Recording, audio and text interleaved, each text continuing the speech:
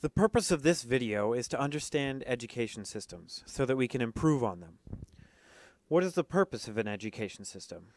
Well, the purpose of an education system is to allow all students to learn the information that is deemed necessary by a board of education or a similar entity. The key words here are all students and learn. Now, I've defined learning as the gaining of knowledge and understanding of a subject. Some may feel like knowledge and understanding are the same, but they're not. Knowledge is knowing the basic fact. Johnny went to the gym. But understanding is the connection that you make. You know that Johnny went to the gym, but you understand he's going because he wanted to exercise and be healthier. Going back to the definition, to allow all students to learn the information necessary. The way that schools allow students to learn is by hiring teachers. It is a teacher's job to encourage learning in students by relaying the relevant information. Teachers can do this through many media. They can teach through passive methods that do not directly engage the student, like lecturing in front of class or assigning a textbook reading. These are passive because the direct participation of students is not necessary. Or they can teach through active methods, group projects, homework, assignments, labs. These are considered active because the student is required to write or interact with students in some way. In a system like that, there must be a way to measure learning, to make sure that the system is doing its job. Currently, grading is how the system is examined. Testing is generally the biggest influence on grading. So where does this system go wrong?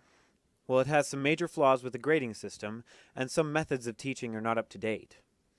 So let's first look at grading. Because students are ranked in letter grades based on their performance, their focus shifts from learning the material to getting a good grade. Now, getting a good grade and learning are often correlated, and that's why we still use grading. But this is often not the case, and this is why grading needs to change. For example, a student who has serious test anxiety will show negative results on a test whether the material is mastered or not.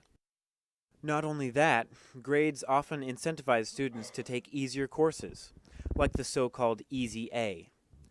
Students are less likely to take harder courses because they focus on grades, and the hard work of a hard class is met with lower grades. These are the main problems with grading. Teaching, on the other hand, is much harder to improve. The traditional teaching is the lecturing in class and the homework outside of class, mixed with labs and assignments in between. But this is how it used to be. Let's talk about how we can change it. Previously, teaching outside of school was not possible, but with modern technology we can change that.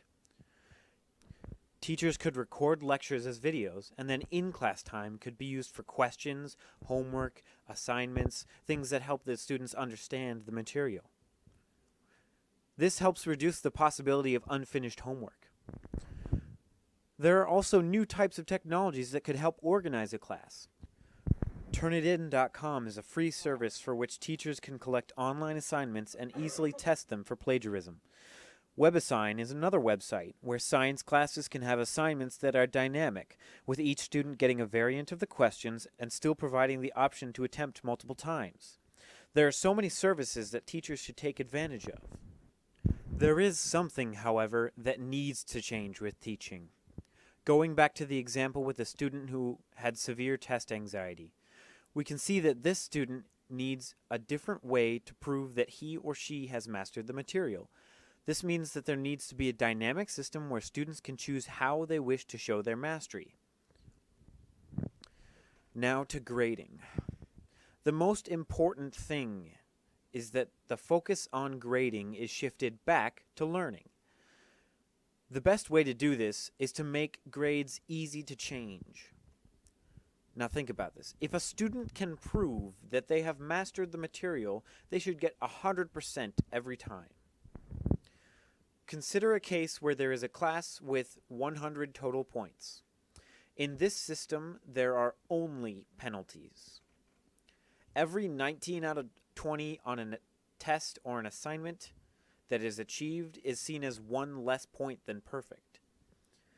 This means that the student cannot exceed the standard, and that any mistake is permanent.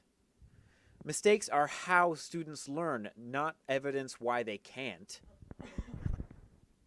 And grades should reflect that. The bell curves that some institutions strive for are based on the assumption that some can't learn. There is no evidence supporting that assumption, and it's about time that grades reflected that.